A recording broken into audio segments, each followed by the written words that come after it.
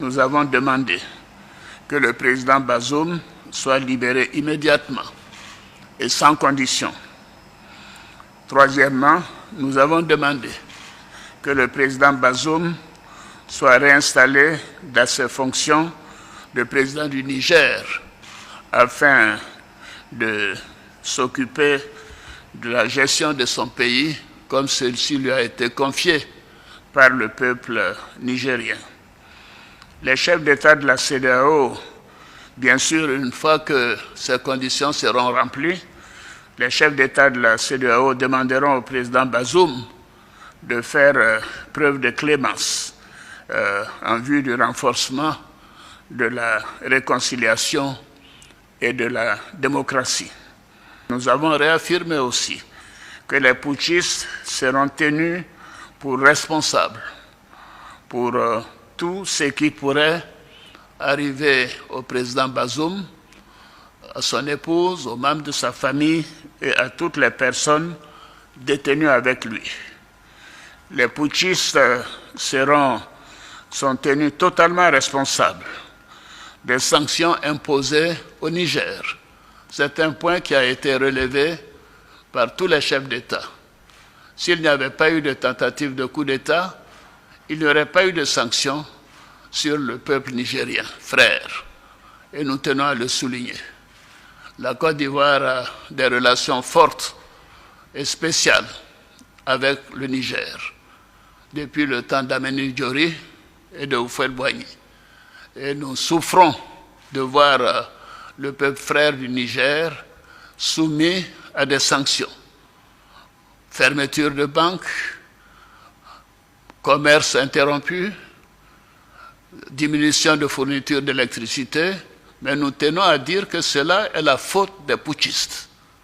S'il n'y avait pas eu de tentative de coup d'État, cela ne serait pas arrivé. Je tiens à le souligner. Alors donc je demande personnellement, et les chefs d'État l'ont dit, nous demandons aux putschistes de mettre fin à la souffrance des Nigériens. Ça fait plus d'une semaine que ce pauvre peuple n'a pas d'électricité dans la plupart des régions. La nourriture commence par manquer. La famine pourrait s'installer dans le pays. Les gens ne peuvent retirer que 10 000 francs par jour et encore, ainsi de suite. Il faut mettre fin aux souffrances des Nigériens. Alors, la CEDEAO, vous savez, a fait sa part. Elle a dépêché plusieurs émissaires, dont le président Abdou Salam Aboubakar et le sultan de Sokoto, Saad Aboubakar. Mais ils n'ont pas été reçus par le chef de la junte et les putschistes. Cela est contraire à nos traditions africaines et constitue un manque de respect pour ces hautes personnalités, pour le Nigeria et pour toute la CEDEAO. Ce n'est pas acceptable. La CEDEAO, en fonction de toutes les informations que nous avons obtenues, de constat de manque de volonté de la part des putschistes de rendre le pouvoir au président démocratiquement élu, la CEDEAO, les chefs d'État ont décidé d'activer la force en attente et de déployer cette force pour rétablir l'ordre constitutionnel au Niger. Les chefs d'État ont marqué un accord donc pour le déploiement des troupes d'un certain nombre de pays, dont la Côte d'Ivoire. La Côte d'Ivoire fournira un bataillon et a pris toutes les dispositions financières pour l'opération.